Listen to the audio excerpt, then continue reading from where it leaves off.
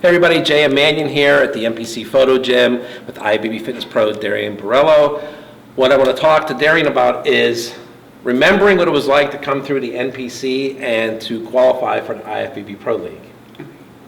So give everybody a little bit of history. So, I went to the Arnold in 2012. I had just been done with college gymnastics. My mom had done fitness, so I knew about the industry, thought it was really cool. So, being from Pittsburgh, Columbus isn't that far, I went to the Arnold 2012, and I was watching pro fitness. And coming from a gymnastics body, I had some muscle, I had kind of like a thicker waist of muscle, shoulders back, and I was watching the fitness girls, and I remember looking at them being like, I think I could do that. Like, that is something I could work to attain. So you didn't think you could do bikini? No. In my 19-year-old mind, I wanted to do bikini because, like, why wouldn't I want to look like that? And right. That's when I was done with gymnastics. I was trying to make myself look like that, failing miserably. Like, these legs were not slimming down, and then the glutes weren't getting round. It just, I couldn't remove my ribs to get a tiny waist. It just wasn't working for me.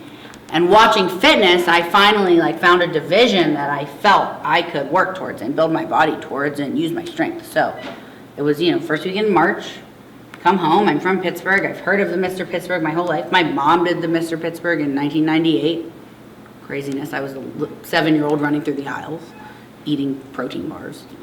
So you were probably yelled at one point there. Yeah. I was like the girl that went up to the protein bar every 30 seconds, and then I had a horrible stomach ache later. Couldn't figure out why. Yeah, it tasted good. It was great. It was like a chocolate bar that I was told was healthy, so it was fantastic. And my mom was on stage, and I was like the little kid yelling for the mom.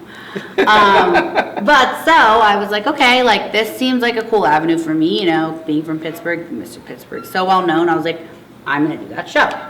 So I was 20, and I decided to prep for Pittsburgh. I actually won my class in fitness. That was the last year the Pittsburgh Pro had pro fitness. And I remember Whitney Jones was actually competing.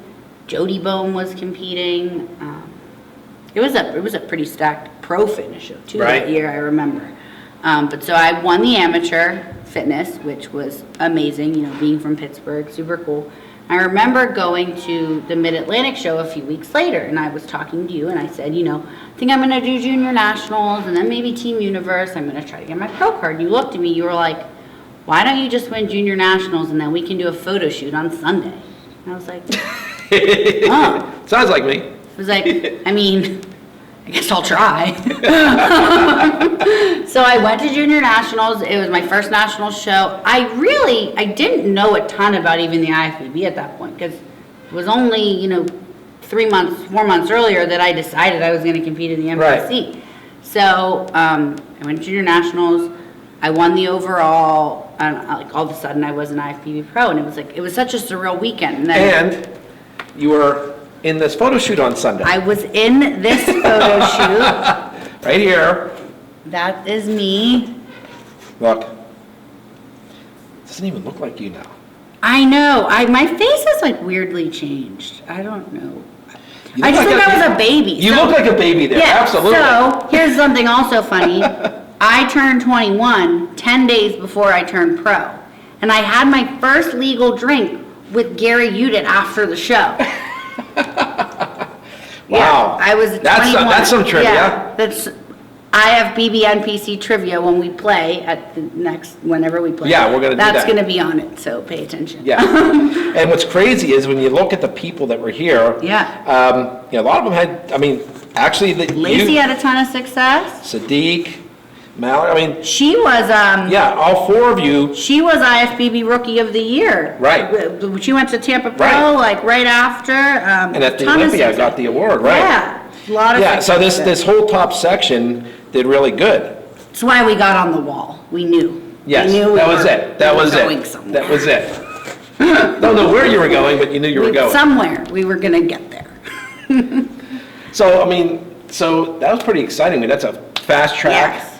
It was. So it was a fast track to success in terms of getting my pro card, this, that, And then sometimes it like messes with your mind. You assume, well, I'm going to keep just having this success. And, Right. you know, you get into that IFBB pro world and I didn't realize how different of a world it would be, which is great. You know, if you got there and you were going to be at the top right away, what would that really be? So now, you know, it's 2020, so it's going to be 8 years later, you know, and I'm still pursuing that same passion of like making my body the best it can, entertaining routine, pushing myself. And you know, I'm nowhere near that tip top I want to be, and it's crazy because when you would have talked to like 21-year-old me, I was like, I'm going to be Miss Olympia in like 5 minutes. Like, just wait. No, but it's true. You know, it was amazing having that fast success. It was an amazing experience. Everything in the NPC was great. Doing the national show was great, and now I've got to experience so many more things, so many pro shows, so many different places. Countries, Romania, yeah. Canada. Yeah. People don't think about it, but yes, Right. Canada is a foreign country Right. from the United States. So we're very international here. But yeah, so just so And many you're going to go to experiences. Puerto Rico? Yes, I will be at the Puerto Rico Pro this year. I've never done that show. I hear it's a good show. It's a fantastic show. Who wouldn't want to go to Puerto Rico? But yeah, so, you know, plans this year, we're definitely doing the Arnold, and we're going to go, well, Puerto Rico's not international, we're still in the U.S., but It's a U.S. territory, but it is its own country. They have their own flag. that's true. We'll go by flags. But yeah, I've just experienced so many things Yeah. through the NPC, the IFBB, met so many people, made a lot of my closest friends are people from there. You know, you have something so amazing in common with them. You can connect with people from all over the world. So when I look at, you know, 20-year-old me in 2012 sitting at the Arnold, like, that looks like something I could do. And then the way it's changed my life, it's Okay, crazy. so yeah, look at that. 2012, we're now entering 2020. And, you know, you used the NPC as a platform. You got to the IFBB Pro League. Yeah. And look at everything you have done since you've turned pro. Yeah, it's You've crazy. done a lot. It's not just, I'm not just talking about on the stage. Right. I mean, in Life. general. Yeah, I mean, when I turned pro, I was still in college. You know, since then I've graduated college. I ran a gymnastics school. My husband's opening line to me was I was prepping for the Chicago Pro. Oh, do you do shows? And I'm like, yeah. So I basically met my husband through that too, or he wouldn't have had such a great opening line. But, you know, and then I've competed, worked, now I've moved to Florida, but my husband coaches me now. I've met so many great people, opportunities. Yeah, I mean, 8 years of life is a long time, and the NPC and IFBB has, you know, been something consistent in that 8 years, which is Right. crazy. Yeah.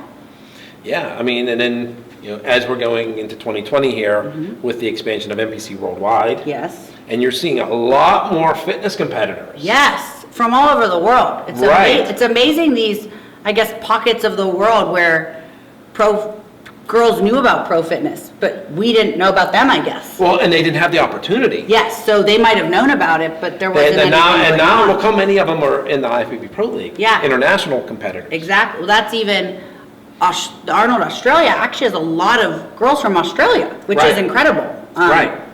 Down under, they're doing the fitness.